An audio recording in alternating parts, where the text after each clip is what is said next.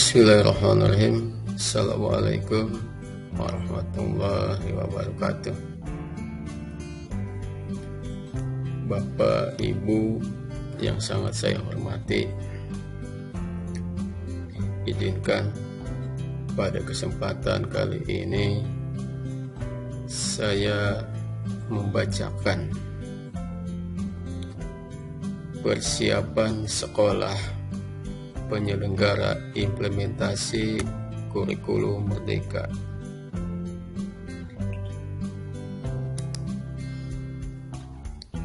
Ada 4 ciri sekolah pelaksana IKM. Yang pertama, melaksanakan asesmen awal pembelajaran. Yang kedua, sekolah sudah melaksanakan pembelajaran berdiferensiasi. Yang ketiga, pada sekolah tersebut terdapat komunitas belajar. Yang ketiga, sekolah tersebut sudah melaksanakan optimalisasi platform Merdeka Mengajar atau yang kita kenal dengan PMM. Baik Bapak Ibu, mari kita baca ciri yang pertama. Apa itu asesmen? Asesmen adalah proses pengumpulan dan pengolahan informasi untuk mengetahui kebutuhan belajar, perkembangan, dan pencapaian hasil belajar peserta didik yang hasilnya kemudian digunakan sebagai bahan refleksi serta landasan untuk meningkatkan mutu pembelajaran. Asesmen awal pembelajaran. Sebuah asesmen yang dilakukan secara spesifik atau secara khusus untuk mengidentifikasi kompetensi, kekuatan, kelemahan siswa sehingga pembelajaran dapat dirancang sesuai dengan kompetensi dan kondisi siswa. Pada asesmen awal kita kategorikan menjadi 2. Yang pertama, asesmen diagnostik kognitif. Yang kedua, asesmen diagnostik non-kognitif. Pada asesmen diagnostik non-kognitif memiliki tujuan untuk mengidentifikasi capaian kompetensi siswa, menyesuaikan pembelajaran di kelas dengan kompetensi rata-rata siswa, memberikan kelas remedial atau pelajaran tambahan pada siswa yang nilainya di bawah rata-rata. Sedangkan asesmen diagnostik non-kognitif bertujuan untuk mengetahui dan memahami kondisi kesejahteraan psikologis dan sosial emosional atau sosial emosi siswa, aktivitas siswa selama belajar di rumah, terus gaya belajar siswa, pergaulan siswa, dan juga kondisi keluarga siswa. Sedangkan ciri yang kedua untuk sekolah pelaksanaan yang sudah melaksanakan IKM, yaitu pembelajaran berdiferensiasi. Ada beberapa tahapan dalam pembelajaran berdiferensiasi yang harus dilakukan oleh guru. Yang pertama, pemetaan kebutuhan murid. Pada pemetaan kebutuhan murid, yaitu berdasarkan kesiapan belajar, terus minat siswa, profil belajar.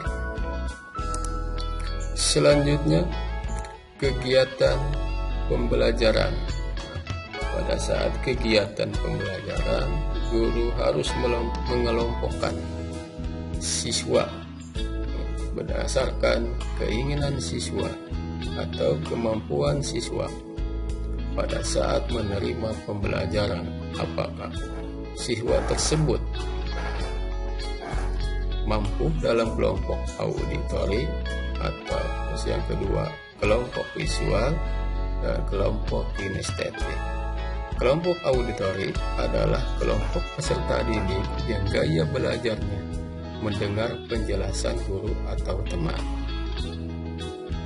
Sedangkan kelompok visual adalah kelompok peserta didik yang gaya belajarnya semakin efektif dengan pemberian gambar. Dan kelompok ketiga yaitu kinestetik adalah kelompok peserta didik yang aktif. Mereka harus menyentuh dan melakukan gerakan untuk lebih memaksimalkan penyampaian materi pembelajaran. Jadi pada saat kegiatan pembelajaran tersebut, guru seolah-olah sudah mengetahui kelebihan dan kelemahan siswa pada saat pembelajaran.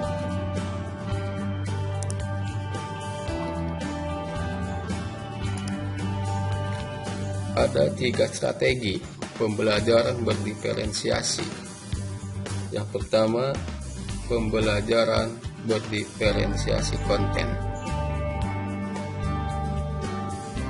Konten adalah apa yang kita ajarkan kepada murid. Konten dapat dibedakan sebagai tanggapan terhadap kesiapan, minat, dan topik belajar murid maupun kombinasi dari ketiganya.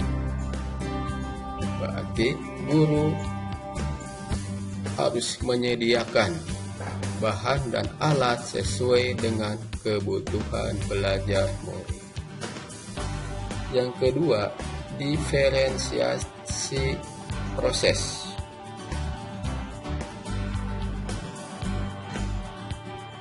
Proses mengacu pada bagaimana murid akan memahami atau memaknai apa yang dipelajari.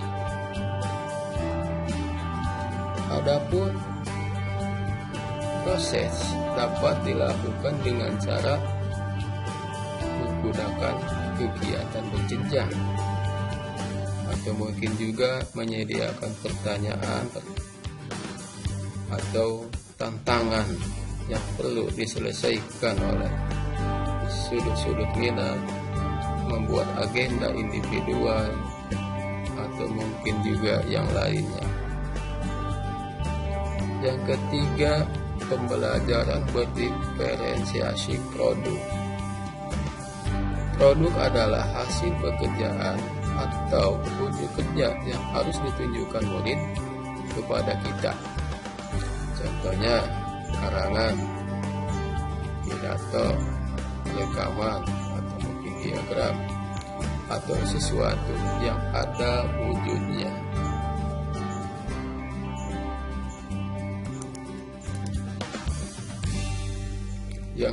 Yang keempat, ciri sekolah yang sudah melaksanakan IKM, yaitu terdapat komunitas belajar. Komunitas belajar ada di dalam sekolah, ada di luar sekolah, atau mungkin juga belajar daring. Komunitas dalam sekolah, siapa saja yang menjadi anggotanya? Yang pertama, pasti jelas itu pendidik atau tenaga pendidikan dalam satu sekolah yang sama.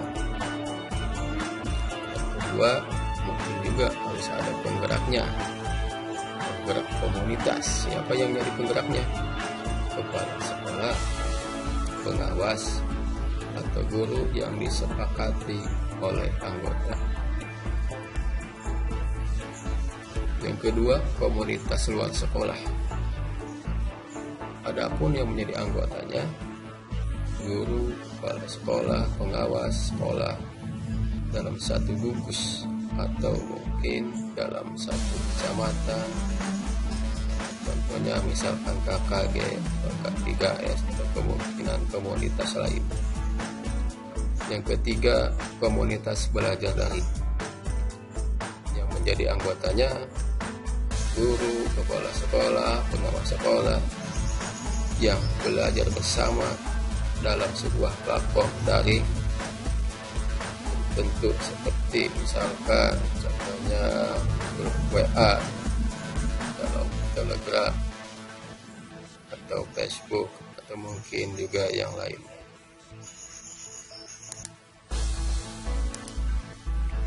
Seperti apa komunitas belajar dalam sekolah itu?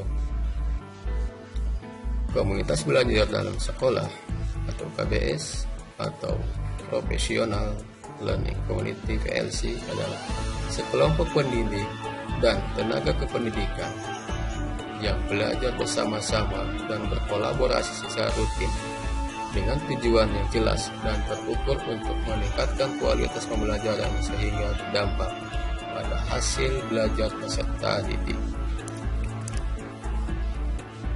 Tujuan dari komunitas belajar sekolah.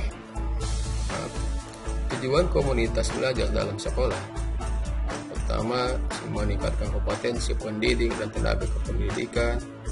Yang kedua, membangun budaya belajar bersama yang berkelanjutan, merefleksikan hasil pelaksana pembelajaran untuk mendapatkan umpan balik dalam meningkatkan kualitas pembelajaran yang lebih efektif, memfasilitasi interaksi dan kolaborasi antar anggota komunitas untuk belajar secara berkelanjutan, menerapkan hasil belajar yang diperoleh dari komunitas pada pekerjaan sehari-hari, menumbuhkan kepercayaan diri bagi anggota untuk berpartisipasi aktif dalam komunitas.